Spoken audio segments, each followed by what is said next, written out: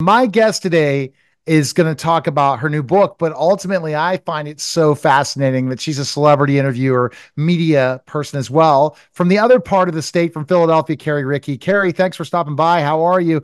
And I'm excited about you coming on the show. Thank you, Neil. All right, so we're talking about why you decided to write a book. You're a busy journalist. You've gone through, all these different things in life. What made you want to write a book? Because a lot of times that's all you do is write, right? But you write for other people, never really for yourself when you write a book. Well, first of all, the newspaper industry, which I've been in for 40 years or so, has shrunk. And I had wanted to do a book on another topic. And then it was February 2020, and I didn't know that COVID was coming, but it did. And someone approached me and asked me if I'd be interested in doing a book proposal about an Agnes Varda biography. And what I'd wanted to do was write about all the early female filmmakers in the movie industry. I mean, they were there at the beginning in the 1890s and the early 1900s. And I wanted to write about why they all disappeared. And I thought, well, through Agnes's very busy life, I could write that book through her life. And Yeah, absolutely. And it gives you passion, right? When you're writing something that's your own and you're doing it and learning and researching, it's got to be a lot of work, but a lot of real fulfillment once the book comes out. I would agree. I'm just a little overwhelmed, but yes, I'm used to being on the other side of this transaction, the one asking the questions rather than answering. So I have to, get me into shape. Get me All into right. shape, Neil. Ask me hard Let's, questions.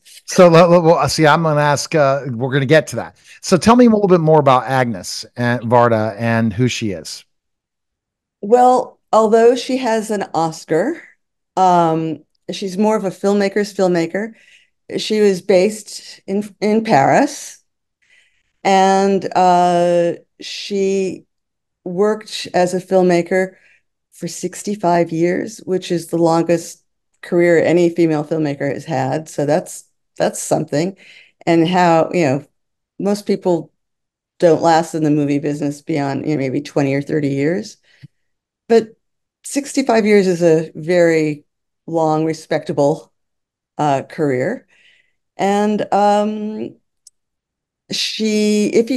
mean, I know there's a lot of art theaters in Pittsburgh and around the world, and she was mostly shown at uh, in the art house cinemas, I think. But her documentaries were Oscar nominated, and she won an honorary Oscar for her curiosity and commitment to independent cinema. And she's kind of a secular saint among women filmmakers, largely because she hired women to work for her. She got them in unions, and she became filmmakers. Wow. How many women filmmakers are out there even today? There's A not lot, really, more than you know. really, but what a percent compared to men would you say in the industry? Well, I can actually quantify that. About 15 to 19% of the directors of television and film are females in the United States. The number is a lot higher in France. It's 27% there. And I haven't done a breakout of different countries. So what I think that you're hoping with this book is also to get more female filmmakers going, especially knowing the story and how she was so groundbreaking and bringing other women on board and really looking at the growth of that industry, which I think you love being a critic that the story is told to more people. Well, I don't know how old you are, Neil, but when I was growing up, women were largely decorative in movies. They were the love interest or the wife of. And when I was in college, I saw my first Agnes Varda movie. It was called Cleo from Five to Seven. And the woman was a central figure. I guess, she was a woman who was the woman on screen, Cleo, was a pop star. And she had just gotten a biopsy for cancer. So you're really like, what's going on in her life? She doesn't know whether she's going to live or die. What's going on? And among the people I interviewed for the book, um, many other people had their life changed when they saw their movie, when Martin Scorsese was 19, he saw that movie in the New York at the New York Film Festival, and he said, I had never seen a female character, carry the movie. And I got into a woman's inner life in the way I've never have before. And she taught me that how to get in a character's inner life. And he and Varda were good friends from the time he was 35 and until she died in 2019. Other female directors have told me that one named Agnieszka Holland, an Oscar-nominated director from Poland, said, "When I saw Cleo from Five to Seven, I just knew that from watching the movie that Agnes gave me license to look at people from behind the camera and tell those people what to do. It was a different kind of power. She didn't only have to be the viewer in the movie theater. She could be the maker." And that's kind of inspiration Varda had on countless directors, male and female. Yeah, and absolutely. And that just seems like something that is impressive. And you, by writing this book, you hope this story gets out there more about her and her life is remembered by more people. Yes, and she wasn't only a filmmaker, she was a visual artist. She made installation art, as it's called, and she began as a photographer. And she photographed a lot of famous people in Paris. And the photographic images are fantastic, as are her moving images, as is her art. And she managed to be ahead of her time throughout her life. And perhaps her most famous movie is called The Gleaners and I. It goes into it is in general about food insecurity in the age of mechanical harvesting and how much waste there is and why agribusiness can't distribute the food more equitably and why the harvesters, supermarkets have sizes that they want tomatoes and potatoes and lettuces to be, and how they discard other stuff and how that stuff should go to people who are hungry. And she made the first eco conscious movie, and she talks about how she's a kind of gleaner because she likes going to junk stores and finding new uses for things that are discarded. So she became, in the year 2001, a kind of a the mother of the recycling movement. Wow. And she connected with the new generation. She connected with the generation of my daughters, essentially. What do So, you hope readers are going to get most out of your book? well, what I got, and you don't have to know her movies necessarily, although I do talk about them, is that she just worked all the time and she got such joy from working. And she got so much joy from investigating things and interviewing people. And she didn't care about how much money her movies made, although she enjoyed that. It was mostly about she enjoyed interviewing people and connecting with people and telling their stories. And that's you. And not meaning connecting and interviewing people and telling their I story. guess that's you and me too. Yes, exactly. Yes. And I think that's what, how much should like you, do you learn every time you interview somebody? I mean, do you take something from every guest? I've been able to do that or interview just something I put in my new knowledge or something. I think that's what's so cool about being a journalist is what you get to learn from people you get to talk with. Um, yes. And largely, if you interview celebrities, what you learn is how many of them are incredibly nervous. Oh yeah, they're not easy. They're not as easy as you think. Like when I interview comedians, you're shocked. That's the same person on screen. Because I mean, my celebrity list is pretty, as you were talking off air with me in the green room, is huge. But ultimately, some of the celebrities I thought that they'd be easy were hard, and the ones that you thought might be hard are the easiest interviews. You just never know based on showing up. Well, I will say that Steven Spielberg, in the run up to the release of Saving Private Ryan, was absolutely the shyest and most anxious interview I've ever had. 10 years later, it was different. He was much more secure. Um, and you'd think he'd be used to it by then. He'd been directing for, some 25 odd years at that point. Um, but yes, but um, they were really nice, secure people, but most of them are as insecure as you or me. And then I don't even, I mean, that's not all I interview celebrities, and I get to interview the most brilliant people that do certain things. And it's just so amazing. And that's what you did, but you were more in the critic. So you were more the celebrity type person, or people that I enjoy interviewing the directors and the filmmakers more than the actors. They really have a passion for what they've created. And you learn so much about why they put it on film. And when you look at filmmakers and what their creation is, it's unbelievable. It's just, you're like, wow, how did you do that? And you watch certain series and you're like, how do they come up with this stuff? And we need more creative people in this world to keep us entertained through the challenges of our lives, for sure. Well, what I will say about Agnes is not only was she entertaining, she was educating and entertaining at the same time. She would talk about recycling as though it were a sport. Oh, here's a clock without hands. What can I do with it? Or does it represent timelessness? And she did a lot of she worked both in television and film. And she did amazing things on French TV in terms of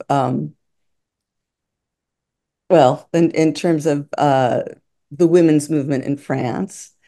And she did a series called, basically it was like My Body, Myself. It was just, 8 women of different Right. sizes and shapes, naked, talking Oh my about their goodness. bodies. And this was 1974. Hey, that is so interesting. But She was groundbreaking. It sounds yeah, like in so many ways. So what's next for you? Are you gonna? Yeah. well, the next 2 months are promoting the book, Okay. becoming a grandmother for a first time, Oh, probably this congrats. week. Yeah. Probably this week. So those are pretty big things. No, totally. And Are you gonna write another book about somebody like Agnes? I don't know yet. I think it would depend on if the person, I mean, Agnes had died by the time I started the book, but I would need honesty and access to the family and other people, and that's kind of a hard thing to negotiate. Yeah. And not everyone wants their private life Yeah. talked about. Well, there's a lot of people out there. If you're looking at ghost writing for somebody or helping them write books, it sounds like you would be a fantastic person at doing that. So, because there are more people. Did you know that 90% of the people want to write books right now? But only probably 10 or 20% have written books. But there's 90% of people that want to write books. It's one of the biggest markets out there that is untapped, that people just want to write their story yet don't know how to do it. It's really true. Uh, uh, Or write a book, anything, fiction, nonfiction, their biography. There's so many. it would have to be someone who I mentally click with. And You never that's know who that meets that person. You just think about it. Get that book out, enjoy this ride, and who knows where it's taking you next. Best place people can purchase your book. Where can they go? anywhere. It's on Amazon, it's on bookstore, it's you can go to your local bookstore and order it. You can go on Amazon and order it. It's yeah. I It's love it. Okay. We appreciate it. Great to talk to somebody who's interviewed bigger people than I have, or well, almost who's your similar. biggest interview? I've had Mel Brooks. I've just, Oh, well, he's yeah, my I yeah. love him. I've interviewed, I mean, people in cabinets as presidencies. My celebrity list goes on and on. Even people from AGT that are currently America's Got Talent. I get big stars. I'm hoping down the line having access once my businesses grow to a level where I'm like, okay, now I can just let that money work itself then to get into the more journalist end of covering events, going to those places to get the interviews versus having them come to me. But I could go a mile long, but Mel Brooks would be one of my top. You go to my website, neilhaley.com, and go right over to my celebrities list. You'll say it's pretty impressive, but I am impressed by you, and I don't find that all the time. But I see how important it is to be a journalist in a specific city because you can get access to all these people. You just got to do the work and get that job and be good enough to do it. And you get to meet these amazing people. Well, I just remember the only time came close to having a car accident. I was driving home from a movie at night, and I was listening to a rebroadcast of Fresh Air, and Terry Gross was interviewing Mel Brooks, and he was so funny. I had to get off the expressway and park and listen to it because I was going to have an accident from laughing. So this is me chasing down a story. I interviewed his son and I said, can I interview your dad? And he's like, okay, I'll try to get it set up. And I'm like, Oh, okay. his son's a very good writer. Oh, he was a fantastic guy. Yeah. Great guy. And he had a great mother. Yeah. I wish I'd like to write a biography of his mother, Never who is know. a Keep great in actress. touch. The one thing I utilize is for my show is that I'm one step away from every powerful person in the world. Not in the world, I guess in the United States. Maybe we could talk about the world. You never know. That one person's one connection away. Like I know somebody who knows somebody, not like five chains, one chain to anyone. Well, So, I think that Pittsburgh and Philadelphia are 1 degree of separation cities. oh, no doubt. Yeah, I think Pennsylvania is the Mesopotamia of America. Yeah, Every everybody is from here Pittsburgh come or through. Philadelphia when you go all over the world, all over the United States. Well, we Yes. appreciate it. It was a pleasure talking to you and good luck with your book. And thanks again. Welcome to the special simulcast of the Neil Haley Show and celebrity interviews live from the grotto with Greg Hanna. Greg, what's going on, man? How are you? Doing awesome, Neil, and excited to talk to our next guest. Yes. Jimmy Petula is with us, and we're so excited to have you on, Jimmy. And just the film Trust and Love. Honestly, I broke down in tears from the film. So thanks again for stopping by, Jimmy. No, thank you. Thank you so much for watching. I appreciate it. Yeah, absolutely. And again, where's your long hair? That's all I have to say. But go ahead, Greg. Go ahead, Greg, with your first question for Jimmy. It's an obvious one. Jimmy, how did you come up with the idea for Trust and Love? I sadly went through a divorce almost 20 years ago.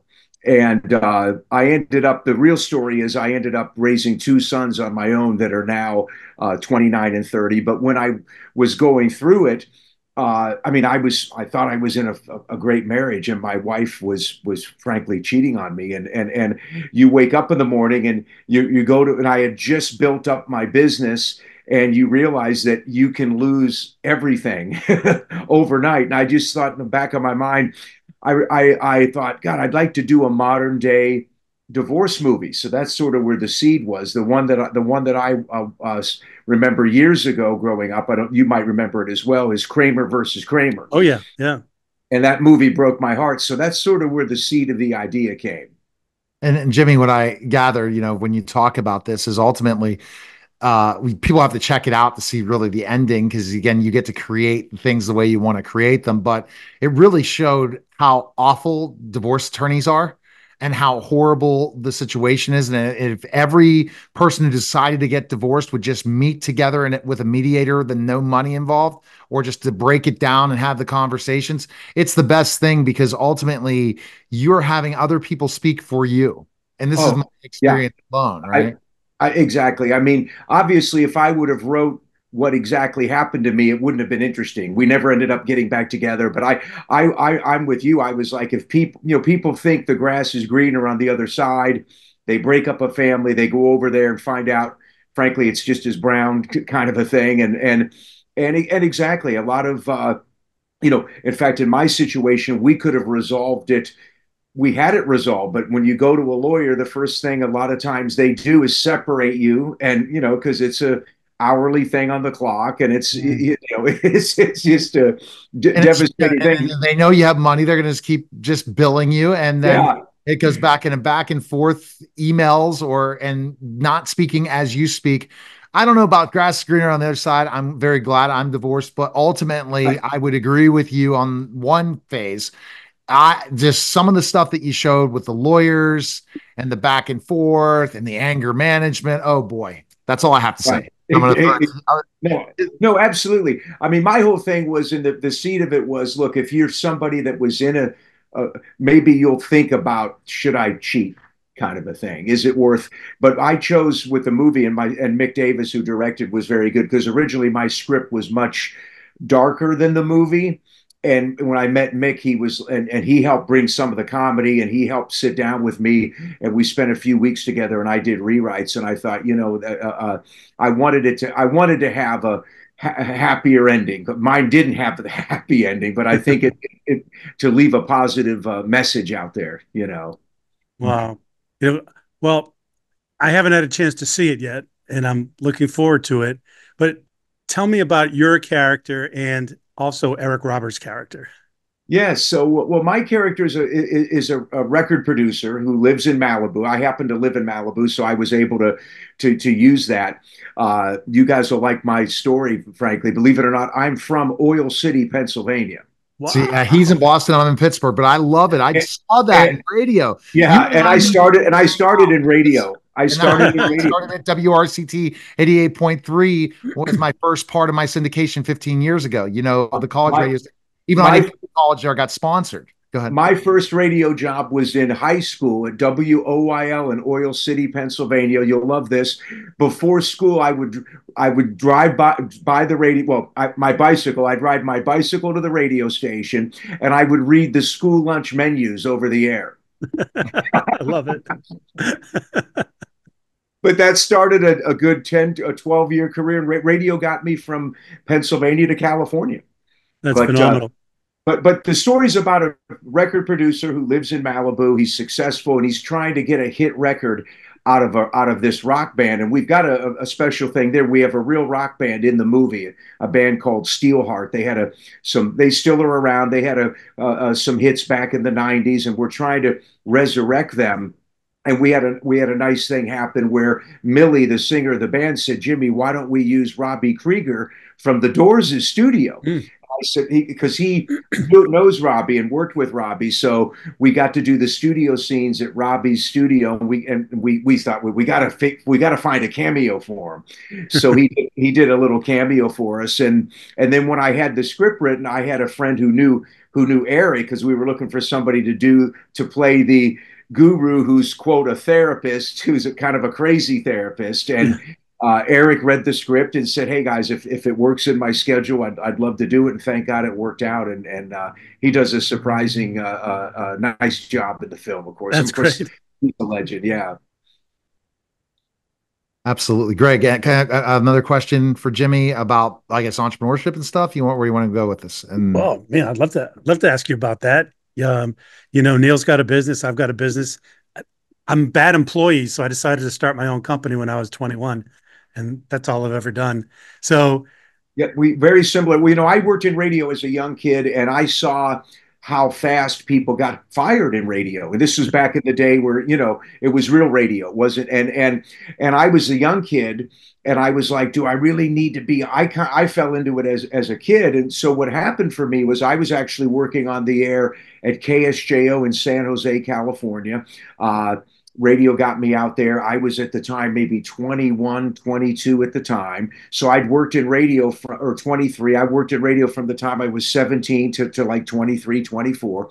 And you're only on the air, at those days 4 or 5 hours a day. So you're always looking to pick up extra cash. So believe it or not, I got a job at the Columbia School of Broadcasting being an instructor at the school. So I'd get off my radio shift, and I was literally a long-haired 22-year-old kid, and I was literally teaching radio. And to be honest, it was this particular franchise, sadly at the time, they were enrolling anyone who walked in the door. They had federal aid, and you'd start off with a class of 40 people, it'd end up with 8. And I knew most of them never were going to get into radio. And believe it or not, I became friends with some of my students, and they're like, Jimmy, how do I get into radio? And I said, look, not like this. I said, frankly, go to the smallest radio station you can find, show up at 7 a.m. because those were the days where the owner operator is going to be opening the door, and ask them to work for free. And they'd look at me like I was crazy. I'd say, drive to the smallest radio station you can drive to and tell the owner you'll do anything for free. But basically, it gave me the idea for a company I started called Radio Connection, which, believe it or not, this was 40 years ago. We're now called Radio Recording Film Connection. And it's very unique. I started it by accident, but basically what it is the thing about the broadcast school I was at the time, the curriculum was old and outdated. They didn't have any placement for the students. And my idea was, I knew being in radio, being in the door was half the battle, because we know how, if you're going to hire the guy who's frankly there, at least in those days. Yeah. And basically the idea was, I rewrote a program for you to be a radio broadcaster. But what I would do is I would get you an interview, and we still do, at a radio station. And let's say you're the program director of the radio station. I would I'd have somebody I used to run little ads in Rolling Stone, get into radio, and I'd have an 800 number. They'd call me. I'd say, give me your 3 favorite radio stations. They'd give them to me. And of course, I'd interview them over the phone, make sure they had a voice, make sure they knew. And I said, okay. And then I would call a program director, and I'd say, listen, I've got a freelance job for you. I think at the time I charged $3,000. I said, I've got this gal or guy who wants to learn radio. You interview them. If you feel they have what it takes, I'll pay you $1,500, and you be their mentor. You be their teacher and guide them through this course. So that's sort of how it started. Wow. And that's what we do. If you want to be a music recording engineer, if you want to be a filmmaker, of course, now we're a legitimate private post-secondary school, but we're certainly, much cheaper than college. And we do the same thing. If you want to be a recording engineer and you're in Pittsburgh, we'll get you into Mr. Smalls, or one of the studios. Wow. If you want to get into a film company in New York, so basically all of our students learn one-on-one. It's basically the age-old apprenticeship approach in learning. Yeah, that's awesome. What's the website for that? It's recordingconnection.com, radioconnection.com, and filmconnection.com. Excellent. Yeah. So that's the business I started, and it's been able to allow me to do some of the fun stuff, like make this movie. Cool. Now, not what I love about this is the fact of the story of entrepreneurship, and Greg loves this too. There's always a story of why we decided to do something. We had to create something out of nothing. Now, Greg says he doesn't like being an employee. I was a professional wrestler. I was a teacher, and I just was sick. And I did the entrepreneurship back and forth, and then finally said, I'm going to do it. But ultimately, I love to do it because it's providing something that somebody else doesn't have, or I'm going to find a way to help somebody else. It's almost in my education background as a teacher.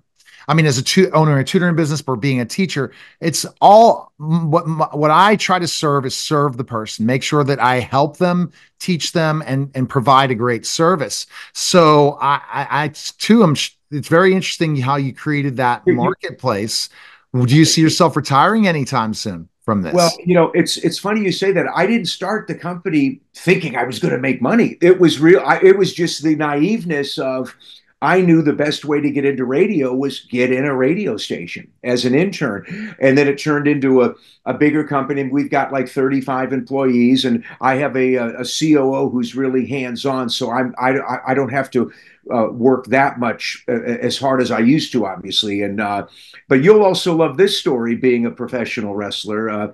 I my first film I did in Pennsylvania. You got to see it. It's on Apple TV. It's called Reversal.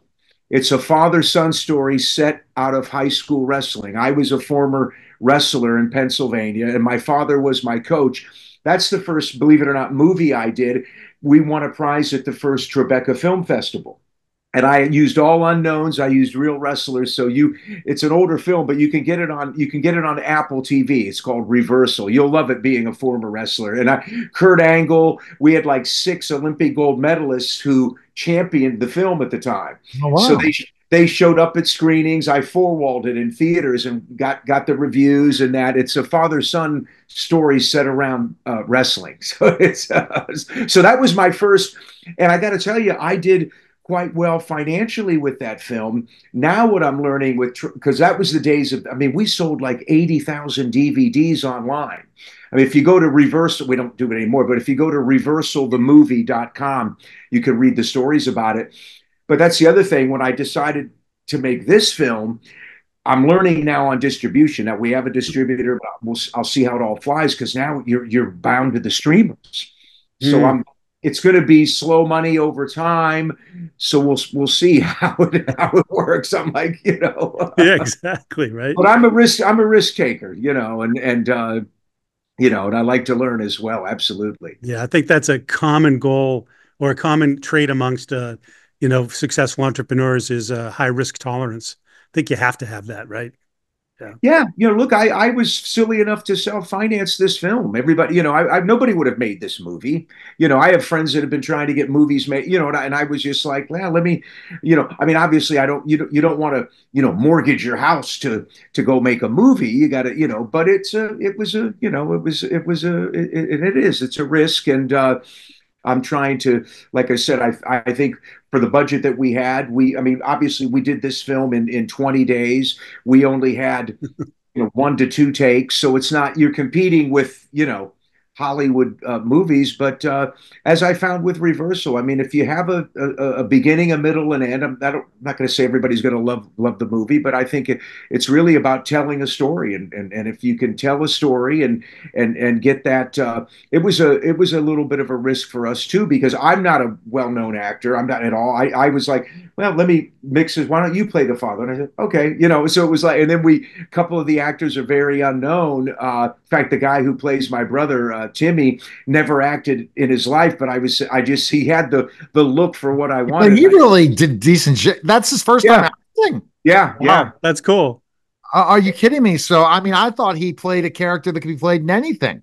Well, The way he did it. that's who he is. I wrote about this beach bum surfer guy, and my buddy goes, Jimmy, what about Timmy? And I said, oh, because that's what he is. This guy lives in an RV and surfs. That's his life. He teaches surfing in Malibu. Been there for 30 years. Everybody knows him. And I was just like, you'd be the perfect. And thank God he trusted and just was able to play himself. Wow, that's a great story. Did he go to actingconnection.com or Yeah. No. No, he just did a really good job for his first role. Okay, Greg has a final question for Jimmy, and this question is pretty deep. Go ahead. Yeah, right before I ask that, just real quick, because the movie is so, I think, important based on the subject matter and the roots of it. I think it's really important. What do you hope the viewers learn from your film? I think I mean, obviously family. Another thing in the film is which happened to me. I have a son who, great kid. And, I since from the time he was in kindergarten till like literally high school, all his friends were girls. He never had a guy friend, good looking kid. All my buddies would come over, man, this guy's got the girls and the chicks, and he never had any guy friends. Although he was popular in school and he had acquaintances, but no, it was always just him and a bunch of girls. And he came to me one day when I was in my home office. At the time, he's what, 15 or 16. He says, Dad, he was crying severe, like, I don't understand. Why aren't I like you? I don't understand what's going on. And I said, Brandon, what's up? And he says, Dad, I think I might be gay. I don't know. And thank God, I hugged him and said, I love you. And, and then I'm like, really, part of me, but I knew that it was me, but it was, I didn't know. Look, guys, again, I'm from Oil City. And even though I'm living out here and living in Malibu, I didn't understand it. Of course he was having a very hard time and struggling with it. He wasn't accepting it. And I talked to a few friends that I know, and that funny enough in the film business that are gay. And I said, they said, Jimmy, do you think I signed up for this? It was, in other words, I was the kid in high school crying in my bedroom going, why don't I like Playboy magazine? You know what I'm saying? And so it was really a learning point for me as well. And I thought, and then we went to a therapist and helped him. And then I really learned a lot about how a lot of these kids end up not being accepted by their families and by their parents. I mean, and you'd be shocked at the numbers. And even when I started to do my own research, the highest suicide rate is sexuality issues in men and women, even when they're older. And you hear these stories, and I thought, that was the other thing. I thought I want to bring that into the film and really have people understand that, you are born a certain way. It's it's funny. Because people are like, well, how, and there's no reason. And look, if I'll be honest, if when I first moved to LA, I mean, look, if the gays were walking on this side of the street and I was on this one, I'd probably be on the other, not that side. So maybe it was God's funny joke in a way, but I thought it was an education for me, believe it or not, as naive as that sounds. And I think that's really the long-winded answer is I think it's about family. Mm-hmm. And I want people to understand, your family's your family.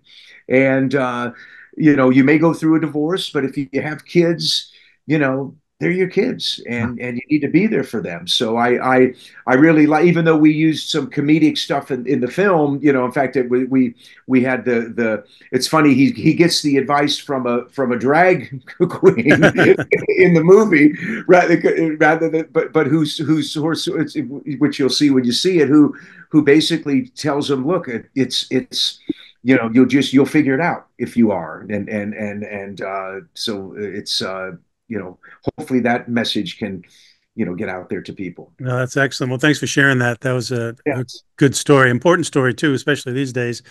But so tell me, Jimmy, here's my question. What do you feel is the most important thing in life you've ever learned? That we can't control a lot. Frankly, we can't control it. I mean, and we just have to. My motto is we can't control the world. We can't change the world ourselves. And I always like to I try to teach my kids. I got newly married 12 years ago, and my wife had never had kids. So believe it or not, I'm back in the kid game. So I have a 9-year-old and a 6-year-old. So wow. I love it. Yeah. So and I think that my thing is to just all you can do is do the right thing. Keep your side of the street clean, be honest, don't lie because it'll come back. Learn and just try to, you can't control and try to do good, try to be good out there. Oh, I'm excited about our guest today. We have Christine Horn and Kagi on the line. We're going to talk about Classified that's going to be coming out on Amazon Prime Video. How are you guys? Thanks for stopping by. Thank you. Hello. Thank you for having me. Hello, Neil Haley. I'm from Neil Haley Show. Awesome. So, Kagi, how did this all start? Your collaboration with Classified? There's a company called Skybound Entertainment. They're a studio out of California. They make shows like The Walking Dead and Invincible. big shows. They came. I'd done a spy show that kind of did well in Africa, and they said, "Hey, do you want to do more spy stuff?" I was like, "Yeah, I don't know." And then they brought out these two 70 to 80-year-old CIA veterans who had worked as station chiefs around the world, using their children at all these international schools in these different locales to infiltrate, families of like the Russian ambassador, the French ambassador, and so on and so forth. And this was common practice in their world. And they thought this would make a great show. And I agreed. And here we are. And Christine, how did it go with you? Tell us a little bit about that, how you got involved in the project. Well, I am an actor in Hollywood, and a script comes across my table that is interesting to me, and I taped my audition. Got to meet with got past the many other. I don't know how many other actresses. Many. And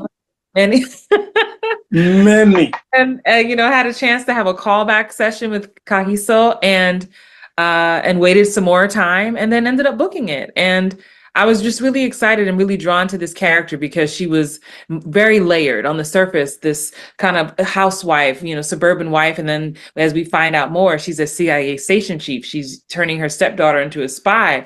It was very juicy and very exciting for me.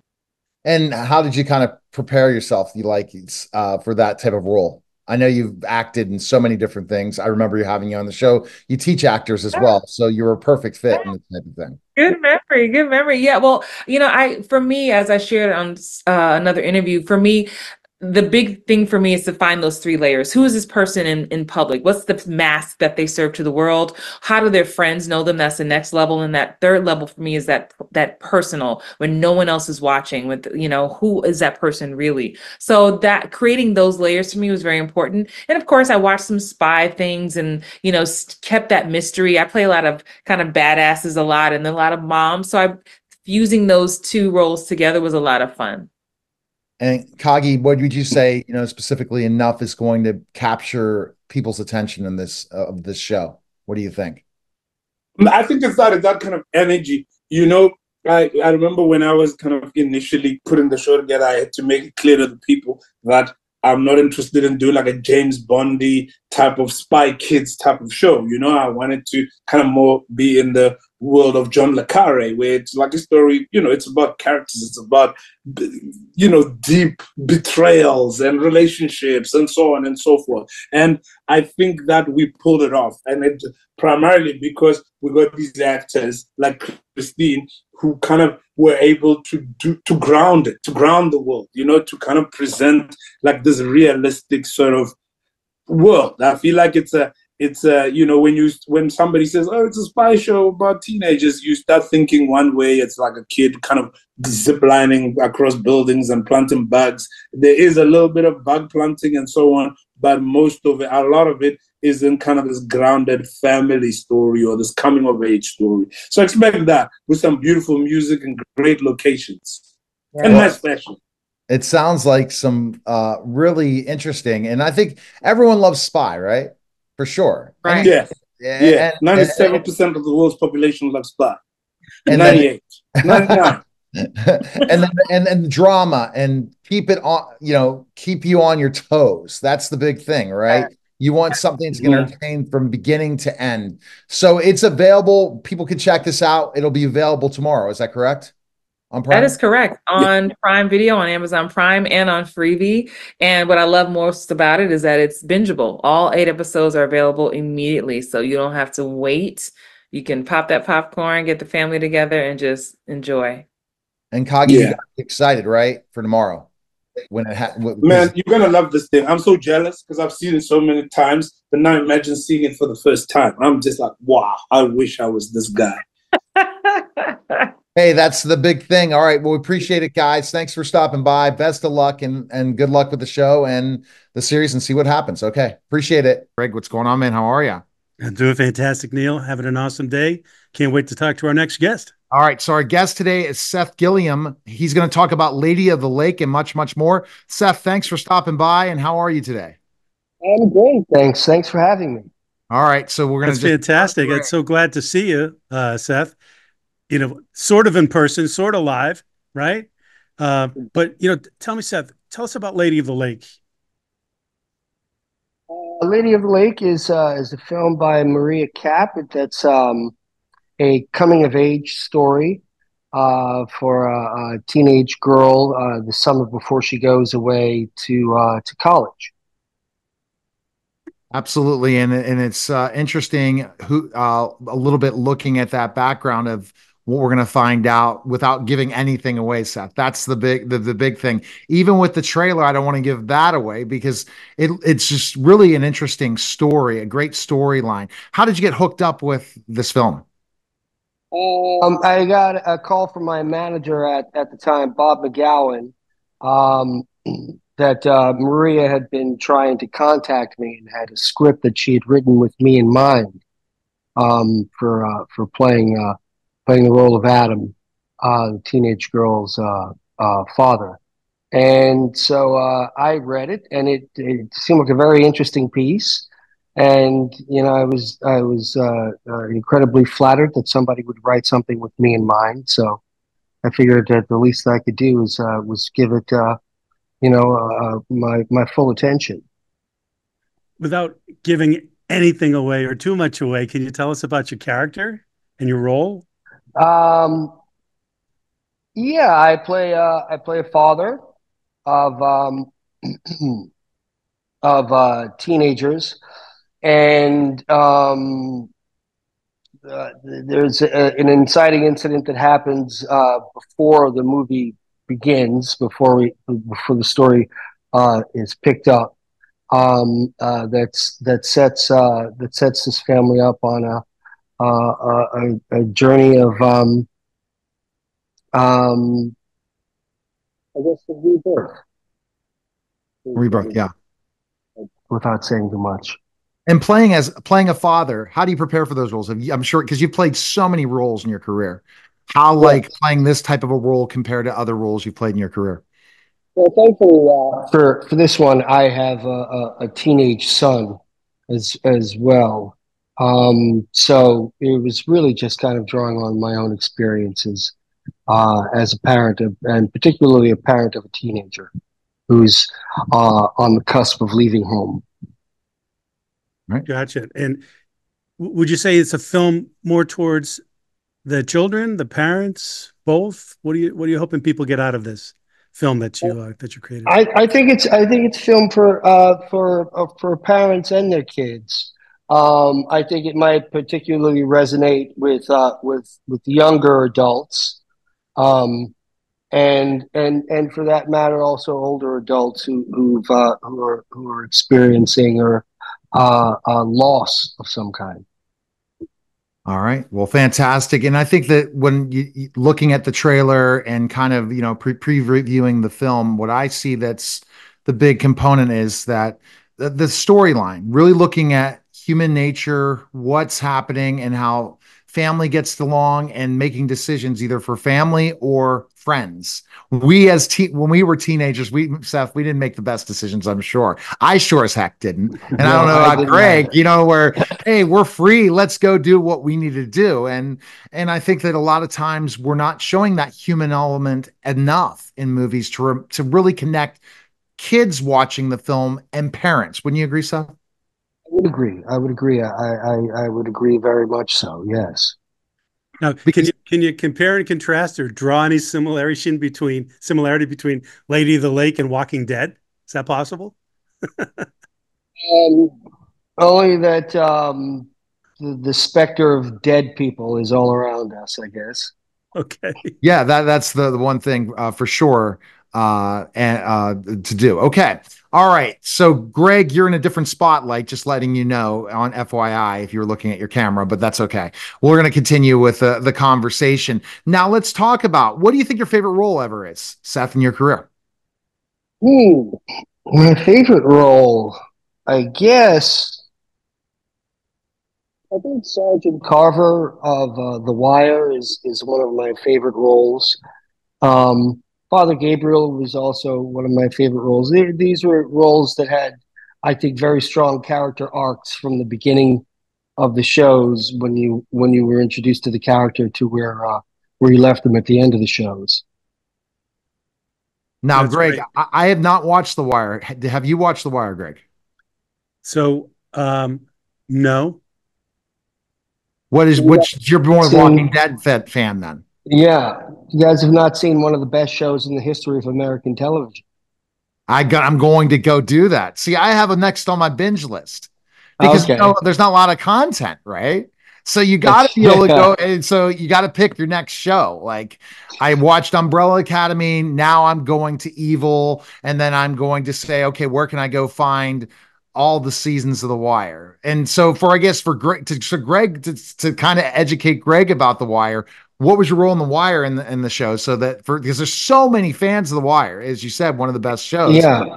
Mm-hmm. The Wire was a show that I guess it masquerades as a cop show, but it's really a show about the great experiment that American cities are.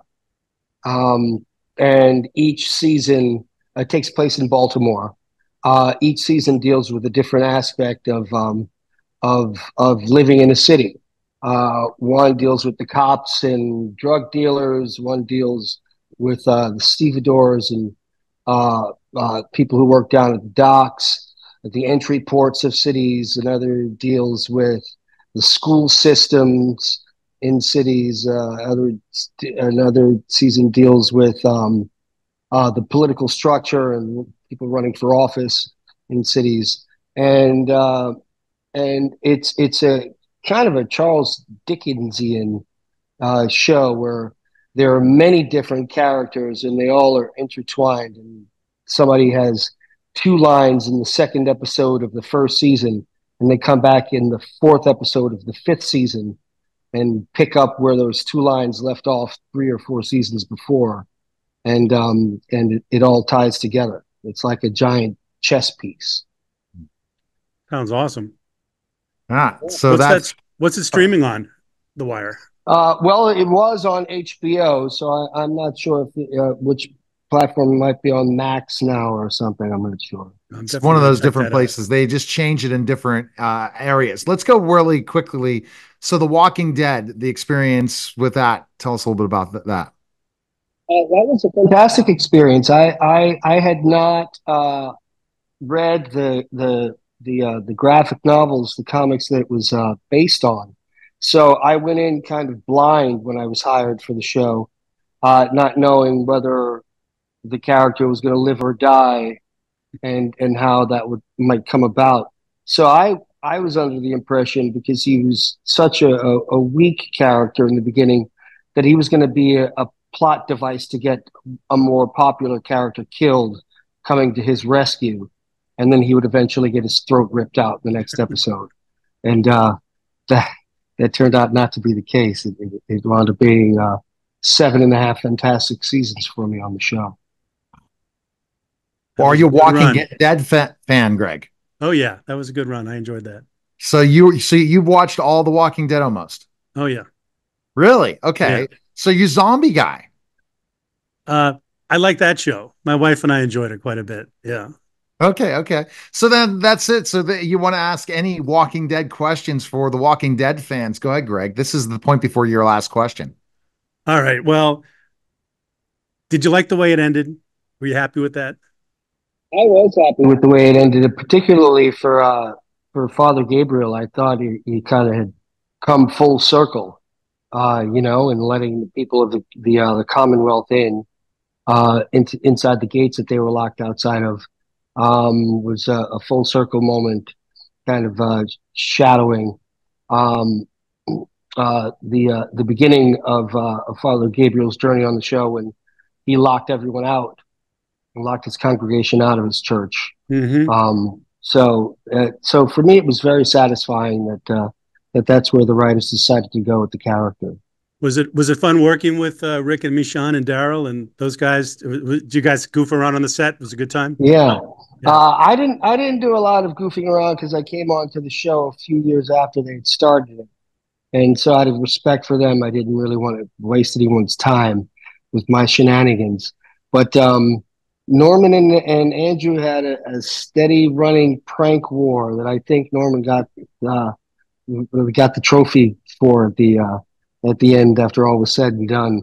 But I think he loaded up Andrew Lincoln's air conditioner in his car with glitter on one particularly 120 something degree Georgia day after they'd worked for 16 hours in the sun.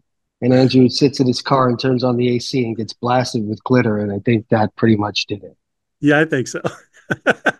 Now, I look at your Wikipedia, you are a working actor, Seth. What tip would you give, especially in this day and age, to be working as much as you work? Well, a lot of it is timing and being in the right place at the right time, a good deal of good fortune, and a sense of I try to always keep a sense of play that this is supposed to be fun, that people are going to the theater or turning on their television sets because they want to believe. They want to believe whatever story it is you're telling. So I try to keep it as much fun for me as possible, because I figure if I'm having fun and I'm true to the character, then the people watching will also enjoy it and they'll get something out of it. And I think that kind of resonates, and it may be one of the reasons why people hire me.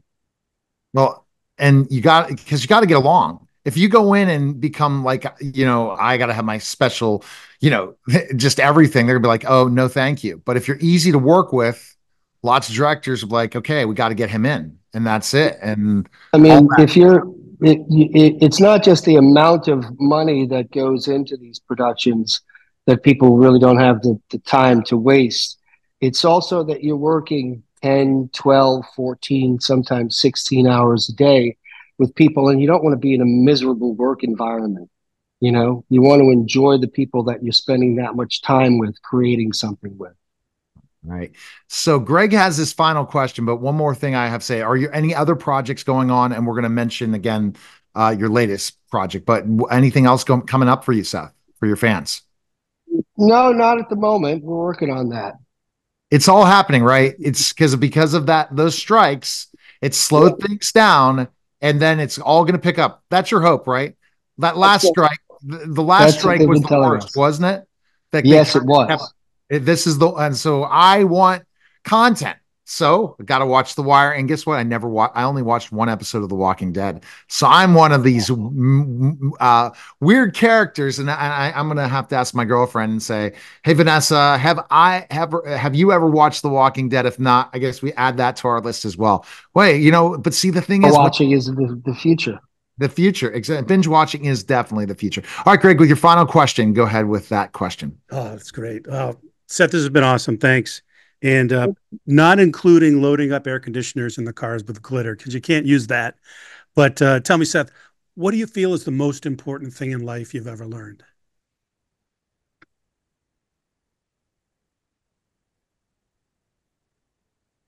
The most important thing in life that I've ever learned is that everybody is going through something. So try to be kind always. I love that. That's great. We really appreciate you coming on, Seth. Everyone definitely like I said, it's great to see a project that was done, a character was done for you. You got to feel great about that. But everyone can check out Lady of the Lake. It's available on VOD now, right? Is that correct? That's correct. And check it out. And we really appreciate it. And like I said, I watched a portion of it, and I really think it's a really nice film, and it's fantastic to know. And I guess it's the humbling experience whenever you say, hey, I made a part for you. I don't know how many times you could say that, right? So that's kind of like it becomes part of your own because of that, and hit the nail on the head. Because we can do so many different things, but when somebody really compliments us or really sees our work as something really special and they want to do it for us, and you hear those words, that's much different than doing so many other projects where people just paid us and we walked away. That's defining something for sure. Yes, we all stand taller when we're standing on someone's belief in us. 100%. We appreciate it, Seth. Thanks again.